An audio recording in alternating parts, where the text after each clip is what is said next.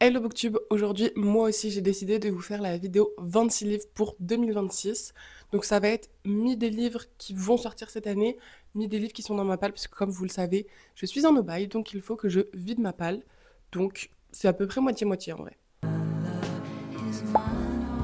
Et je sais que c'est une vidéo qu'on a vue clairement partout, sur tous les comptes, que ce soit sur YouTube, sur Instagram, sur TikTok. Mais écoutez, en tout cas sur YouTube, j'adore regarder ces vidéos, j'aime trop me poser devant, donc it's my turn. Pour commencer, dans les livres qui sont pas encore dans ma palle, mais qui d'ailleurs vient juste de sortir, c'est The Striker de Hannah Wang. Il est sorti le 7 janvier, j'ai tellement envie. En fait, ça fait un moment depuis qu'il est sorti en anglais qu'il me donne envie. Et malgré tout, sur le BookTok US, j'ai pas vu que des retours positifs. Et maintenant qu'il sort en français, c'est pareil. Je vois des retours assez mitigés, pas trop de retours full positifs, mais il me trotte quand même dans la tête. Donc je me dis, ça fait partie des livres qu'il faut que je lise de moi-même pour me faire mon propre avis. On est sur une romance sportive avec un amour interdit. Elle, c'est une ancienne danseuse qui maintenant donne des cours et lui, c'est un joueur de soccer. En plus, c'est la sœur de son rival. Donc If Hell First et Proximité forcée, c'est tout ce qu'on aime. Je vous jure qu'il me donne trop envie. Apparemment, la romance serait un peu rapide. Mais écoutez, pourquoi pas. Je sais que j'avais adoré les Twisted de Hannah Wang. Les King of Sin, j'ai écouté le premier, j'étais moins fan. Mais je sais pas, là sur du sport, je le sens bien. Ensuite, le premier tome des Yakuza, celui-ci, je l'ai reçu. Il est sorti il y a 2 jours. Il est absolument magnifique avec un jaspage avec plein de détails. Ça, c'est pour pouvoir former l'autre moitié une fois qu'on aura le second tome. C'est dans le monde de la mafia japonaise avec de la proximité forcée, un mariage arrangé, du slow burn. Je sais même pas s'il s'effleure dans ce tome-ci. En tout cas, ce que je sais, c'est qu'il n'y a pas de smut dans celui-ci. Attention, cependant, ça reste quand même de la dark romance. Et en plus de ça, pour venir saupoudrer le tout, on a un petit fan family et ça, j'adore. Et j'avais découvert Aya Estrella avec la duologie The South Girl que j'avais écoutée et j'avais absolument adoré. La façon dont elle développe psychologiquement ses personnages est juste absolument incroyable. Enfin, ça se voit qu'il y a un vrai taf derrière. Et je crois que pour celui-ci, c'est pareil. Il y a beaucoup de trigger warning, c'est très psychologique, donc faites attention à vous. Ensuite, un livre qui sort le 28 janvier, le tome 1 des Legacy of God, donc God of Malice, oui c'est ça, de Miss Rina Kent. On a enfin la traduction de cette saga par BMR et en plus, ils nous ont fait une sortie très rapprochée de tome en tome avec des jaspages magnifiques, donc ça, on adore. Je n'ai pas encore lu de Rina Kent, mais c'est clairement ma prochaine lecture. Je vais commencer avec les Royal Elite et ensuite je lirai les Legacy of God, mais j'ai trop hâte de découvrir sa plume. Et en plus, tout l'univers de cette saga, là, les Legacy of God, me donne tellement envie, donc j'ai beaucoup trop hâte. Pour ce premier tome, du coup, on est sur du Bully to Lover, du Rival to Lover, un homme masqué. Vous savez que c'est vraiment mon péché mignon. Psycho Man X Good Girl. Puis lui, il a un peu une obsession sur elle, donc un petit touche-là et je te tue en fait. Tout ce qu'on aime. Ensuite, un livre où on n'a pas encore la date, je crois. Si on l'a, je vous la mettrai. En tout cas, on a eu la cover reveal il y a pas longtemps, Elysium House de Victoire Six. J'ai tellement hâte. Je m'attends pas à un truc de ouf, entre guillemets. Je sais que ça va être une Dark Academy assez classique, mais j'ai hâte de voir ce que ça donne. Pour la petite histoire, elle avait commencé à l'écrire il y a très longtemps, genre je pense il y a 1 an et demi, 2 ans, et j'avais juste lu son premier chapitre et son épilogue, je crois, pour lui donner mon avis, et c'était très sympa. Je pense que Victoire, elle peut être très forte pour les descriptions, pour nous mettre vraiment dans un univers. Je crois que c'est une université un peu d'élite, un peu old money, avec un rival tout lover. Il y a une histoire de violon. Lui, c'est un golden retriever. Elle, c'est une black cat. Écoutez, j'ai très très hâte. Et en plus, le livre est magnifique. Ensuite, une sortie qui nous a été annoncée pour le 20 mai, Midnight Lies de Acacia Black. J'ai lu Midnight Kiss cette année et j'ai adoré. De toute façon, une de mes duologies préférées, c'est My Missing Piece. Donc, la plume de Acacia, pour moi, c'est validé, survalidé. J'y vais les yeux fermés, je fonce. En plus, elle nous a partagé l'esthétique qui a l'air incroyable. De ce que j'ai compris, c'est un ex-childhood best friend, to friends, to lover, voilà. Plus lui, il va l'aider elle à séduire son crush. Donc un petit coach en séduction. Et en plus, ça a l'air d'être très summer, donc j'ai hyper hâte. Autour du 20 mai, franchement, je pense que c'est une bonne date de sortie pour ce livre-ci. Pareil, on n'a pas encore de date, mais le tome 3 d'une des sagas que j'adore, de Lauren Asher. Donc, c'est le tome 3 des Legfond Billionnaires, qui est donc Love Arranged, Arrange. Mais je sais pas le dire. Bon, on va le dire à la française, qui est Love Arranged. C'est, je crois, un mariage arrangé, du coup, avec Fake Relationship. On le voit déjà dans le tome 1, plus que dans le tome 2, en vrai. Mais j'avais adoré le tome 2. Le tome 1, j'avais été un peu déçue, mais le tome 3, je pensais que ça allait être mon préféré jusqu'à ce que je lise le tome 2. Mais bref, je pense que je peux avoir un énorme coup de cœur pour ce tome 2. On est toujours sur de la small town avec une billionnaire trope, comme Lauren Asher sait très bien nous le faire. En plus, là, on est sur une histoire d'application de rencontre qui tourne mal, avec des dates anonymes. Enfin, j'ai totalement hâte de lire cette histoire. Mais du coup, BMR, à la fois, prenez votre temps pour nous faire une bonne traduction. À la fois, j'ai hâte, en fait. Mais je pense que ce sera cette année. Enfin, du coup, je l'ai mis dans cette vidéo, mais je suis sûre que ce sera cette année. Je pense peut-être vers milieu de l'année. Je sais pas. Je parierai sur un petit juin-juillet. 7e livre, alors je l'ai mis sur les sorties prochaines parce que le tome 2 sort en poche chez Ito. Le 11 février, on a donc le tome 2 de Inside Mac de Eni Ellie. Alors je n'ai pas lu le premier, mais du coup globalement c'est la duologie que je veux lire. On est sur de la mafia, sur une relation interdite, sur de la proximité forcée. Je crois qu'il y a une histoire de lui c'est un chef de gang, elle c'est une policière.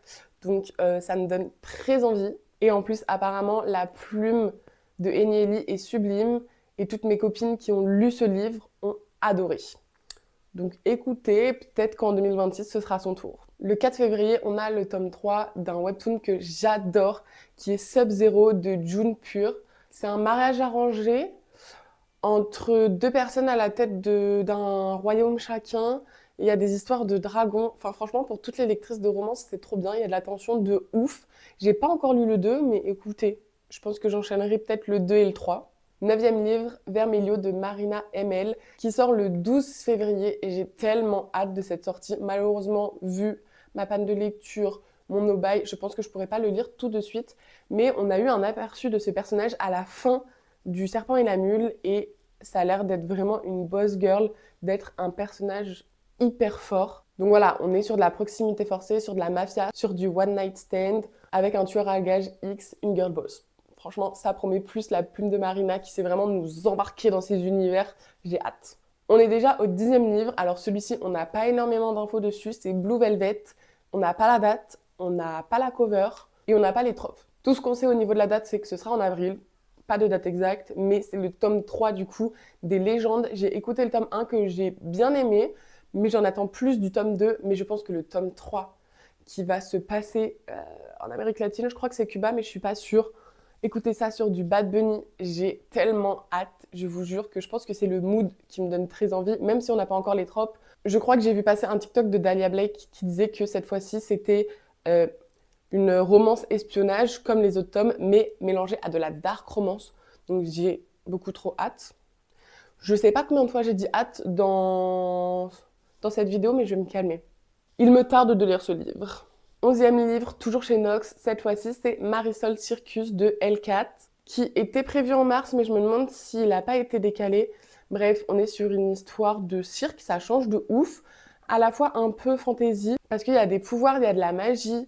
Elle, c'est la fille du maire dans un cirque itinérant, et l'autre, c'est un lanceur de couteaux. Et il y a des secrets, un opposite attract. Bref, ça promet, je pense que ça peut être une lecture qui change de ouf. 12e livre, on a enfin le tome 6 de Heartstopper qui sort le 2 juillet.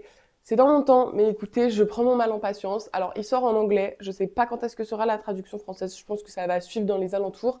Mais moi, j'ai déjà les 5 premiers tomes en anglais et si je peux vous conseiller un truc, si vous voulez commencer à lire en anglais, c'est vraiment commencer avec ce genre de livre. C'est des romans graphiques, donc il y a des images, ça vous aide. Il n'y a pas beaucoup de texte et c'est vraiment très très simple. Je pense que c'est vraiment un niveau A2. J'ai adoré les premiers tomes, j'ai adoré la série, donc j'attends ce tome 6 avec impatience. 13e livre, alors je vous en parle, mais j'ai pas encore lu le tome 4 de la saga. C'est Rewinding Back, le tome 5 des Windy City, qui sort le 16 avril. Rio, c'est le personnage dans le tome 1, on l'a rencontré, j'étais en mode « Toi, je vais t'aimer, je vais t'adorer ». Et depuis, en fait, j'ai juste hâte qu'on arrive à son tome, mais j'ai l'impression que c'est interminable. Enfin, Lise, s'il te plaît, tu pouvais pas nous mettre en 3e, quoi. Du coup, déjà dans le tome 1 et dans le tome 2, on le voyait pas mal et je trouvais que c'était un personnage hyper attachant dans lequel je pense je peux beaucoup me reconnaître. C'est-à-dire, je pense qu'il cache beaucoup de choses derrière l'humour, derrière le fun. Haha, hi, hi, hi, hi, c'est trop drôle. En fait, des fois, c'est un peu plus profond que ça. Donc, je vais beaucoup m'attacher à ce personnage et il y a moyen que si jamais elle met des petits trucs tristes un peu à droite à gauche, je pleure. Mais donc, c'est une sport romance. Il aime tout le monde sauf elle. Girl Next Door, donc j'imagine qu'il y a de la proximité forcée. Et c'est un childhood friends to enemies, to c'est compliqué, to j'imagine lover. Vraiment, les Windy City, c'est une saga que je verrais mais tellement bien en adaptation. Soit un film par livre, soit juste une petite série où on les voit tous un peu mélangés. Ce serait trop trop bien. 14e livre, Royal Bodyguard des Emily. Alors là, je vous présente la version poche parce qu'on me l'a offerte. Mais je pense que je m'achèterai la version du coup rééditée qui sort.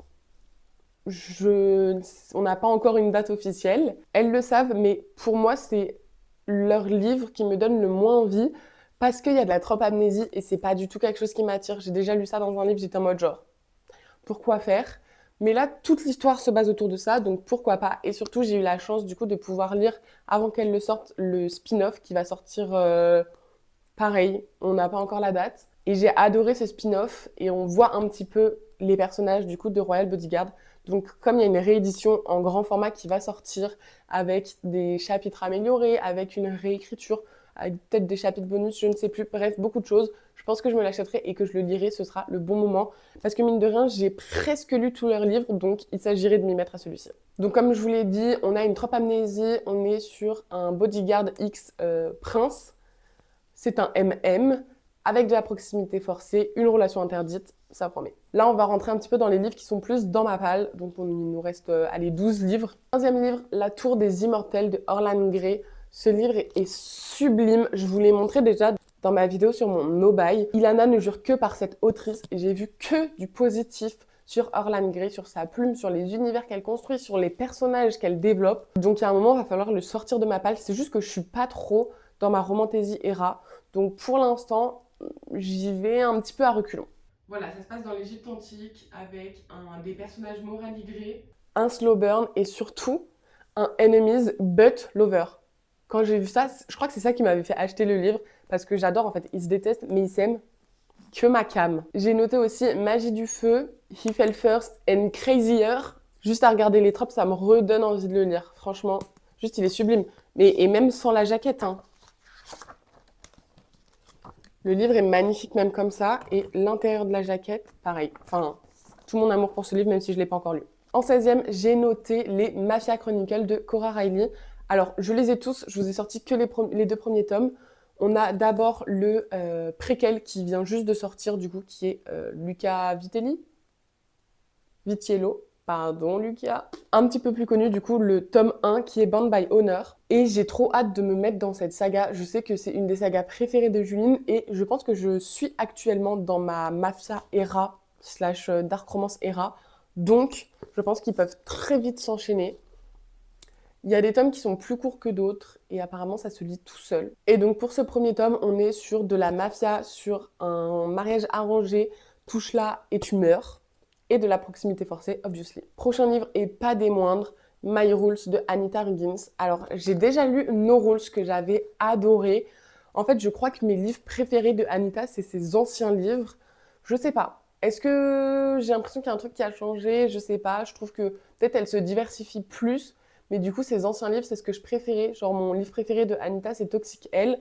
No Rules, je l'avais adoré et donc j'ai hâte de lire My Rules. Il y a certaines personnes qui disent qu'il est encore mieux que No Rules. On est toujours sur un truc d'université avec des fraternités, plus un found family et un enemies to lovers. Et je crois que dans celui-ci, on retrouve les fameux points de vue inconnus de Miss Anita Riggins. Bon, un livre que je n'ai pas mais qui est sorti il y a un moment, c'est Boss de Emelu. Voilà, je vous avais dit que je les ai presque tous lus. Celui-ci, non. Mais chaque fois qu'elles font des TikTok ou qu'elles postent des trucs sur Instagram dessus, je suis en mode genre, mais j'ai trop envie. Franchement, les seuls tropes que j'ai notés dessus, c'est proximité forcée, Grumpy Sunshine, boss employé. Il ne m'en faut pas plus. Plus la plume des Emelu, aux petits oignons. Je vous ai parlé de cette autrice au tout début de la vidéo, Aya Estrella. Le tome 3 des King's University, qui est Up is Blue, donc qui se passe après les The South Girl. Et du coup, vous avez pas mal de l'histoire des 2 personnages de celui-ci qui se passe dans The South Girl. On a rencontré du coup Cassie et Ace dans The South Girl et je les avais adorés. Ils m'ont beaucoup touchée. Ils sont un peu space honnêtement, mais du coup c'est très intriguant et j'ai hâte de le lire parce que je pense qu'il va me briser le cœur. Apparemment, il fait beaucoup pleurer et vous savez que j'adore pleurer pour des livres. Oui, oui, oui. Et donc là, on est sur une histoire d'addiction avec un found family et un childhood lover to stranger to lover to enemies to lovers. Enfin voilà, leur histoire est un peu compliquée. Il nous reste que 6 livres et donc pour le 20e livre, j'ai choisi Campus Agency de Lily Bay. Il est beaucoup comparé au Campus Driver et je sais que les Campus Driver, enfin j'ai lu les 2 premiers tomes au tout début de quand j'ai commencé à lire et je les avais adorés, juste le mood, genre c'était léger, c'était feel good, mais à la fois c'était quand même un petit peu poussé psychologiquement et c'était parfait, c'était tout ce qu'il fallait. Donc j'ai trop hâte de lire celui-ci. Alors c'est pas la même autrice, mais voilà, c'est au niveau du mood que les gens les comparent. Le résumé donne extrêmement envie, c'est Maddie qui a monté une agence pour un peu mener des enquêtes au sein de l'université et elle a la particularité de savoir décrypter toutes les micro-expressions, le langage corporel des gens. Et donc on est sur un rival to lovers de du coup Maddie et Cameron qui lui est le quarterback, voilà, le mec populaire, etc. Et il lui a volé le cours qu'elle voulait, sauf qu'il va avoir besoin d'elle pour ce cours-ci et donc il va faire appel à l'agence. Et donc au niveau des tropes, on est sur un found family, sur un rivals to lover, he fell first and harder et une petite enquête. Tous les autres livres de Lily Bay que j'ai lus, je les ai adorés. J'ai lu Le Soleil de minuit, le tome 1, qui était assez léger, que je recommande franchement vraiment pour genre 14 ans, ça se lit très très bien. Mais surtout, Tous nos lendemains qui m'a brisé le cœur. J'ai vraiment vu une énorme évolution de sa plume entre Le Soleil de minuit et Tous nos lendemains. Alors du coup, j'imagine que celui-ci doit être encore plus développé et l'avoir sur un truc universitaire, ça me fait plaisir. Toujours pas la première fois dans cette vidéo que je vous parle de cette autrice, mais Anita Riggins. J'ai lu Le Jeu des tricheurs. Voilà, que je n'ai pas particulièrement apprécié par rapport à ce à quoi je m'attendais, vu ce que j'avais déjà lu d'elle. Mais Le Jeu des menteurs, ça a l'air d'être du pur Anita, avec de la proximité, avec de la psychologie de zinzin et des petits points de vue inconnus. On a de la trahison, de la vengeance, du enemies to rival to lover, des enquêtes, avec une petite relation interdite. Anita, j'aime. Livre 22, Insomnia de Léa Nemesia. Alors ça fait un moment qu'il est dans ma palle, je l'ai acheté dès qu'il est sorti. Le livre est magnifique, le tome 2 est sorti, le tome 3 a été annoncé.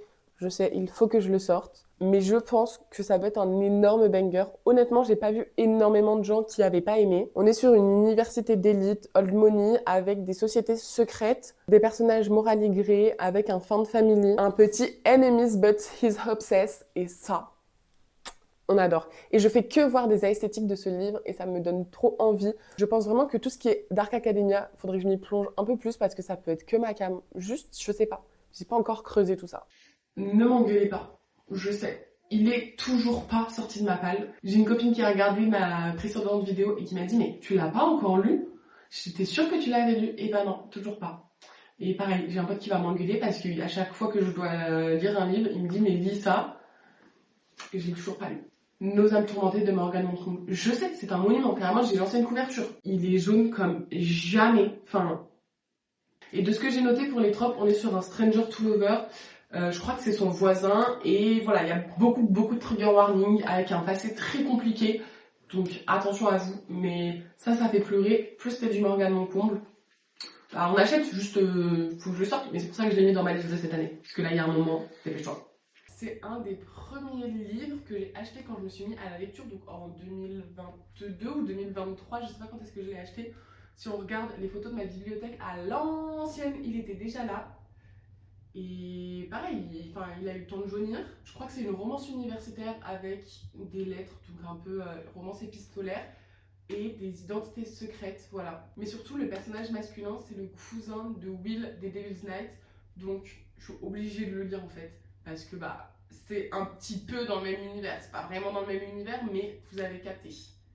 Et surtout, juste c'est Pénélope, donc je l'ai, il va falloir le lire quoi. Avant-dernier livre, j'ai sélectionné You with a View de Jessica Joyce. C'est un peu un stranger to lover avec des histoires de famille, un road trip, des secrets. Je sais pas si vous avez vu ce film, je sais plus comment il s'appelle, mais je vous mettrai l'image juste ici. Pour moi, ça m'a grave fait penser. Alors, du coup, je ne l'ai pas lu, mais au niveau du synopsis, quand j'ai vu ce film, ça m'a fait penser au résumé de ce livre aussi. Et en vrai, c'était sympa à regarder, donc je me suis dit pourquoi pas. Alors, je l'avais déjà, de toute façon, j'en avais vu que du bien sur le BookTok US et j'en ai pas trop entendu parler en France. Je sais que Mo l'a lu et l'a adoré. Et d'ailleurs, elle m'a offert le spin-off parce qu'il me donnait envie aussi. Donc, il faudrait déjà que je lise celui-ci. Je pense que ça peut être un truc pas mal pour l'été vu que c'est un peu road trip, etc. Et en dernier livre, je ne l'ai pas avec moi, il est chez mes parents, mais Shatter Me. Voilà, il faudrait que je me lance dans cette saga. Mais à la fois, si je me lance, Ça en fait une longue saga à terminer. En fait, je les ai en anglais, donc je sais qu'ils ont été traduits en français tous, mais je veux pas les lire en français, je les ai en anglais, donc je vais les lire en anglais. Apparemment, c'est très accessible, mais il faut que je me lance. C'est de la dystopie avec des pouvoirs, une fille qui, je crois, quand elle touche les gens, ils meurent.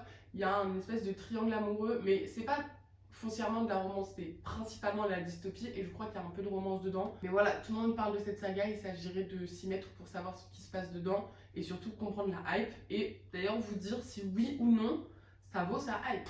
Donc voilà, c'était mes 26 livres à lire pour 2026. Je ne sais pas si vous avez vu ma vidéo précédente, mais du coup, vous savez que j'ai beaucoup plus que ça de livres dans ma palle. J'en ai 139. Entre-temps, j'en ai reçu, j'en ai fini. Bref, peut-être qu'on se fera un petit bilan à la fin de l'année pour voir si j'ai lu tous ces livres, en tout cas tous ceux que j'avais déjà. Et n'hésitez pas à me dire s'il y en a que vous avez déjà lu et me donner votre avis dessus. Je suis pas à l'abri de faire du tri. Là, il me donne envie, mais à tout moment, il y a quelqu'un qui me donne un avis hyper négatif et je suis en mode je veux plus le lire, je vais le vendre. J'espère que vous avez aimé cette vidéo et on se retrouve dimanche prochain pour une nouvelle vidéo qui cette fois-ci sera un petit vlog, je vous l'annonce, je vous spoil. Voilà. Bisous Booktube!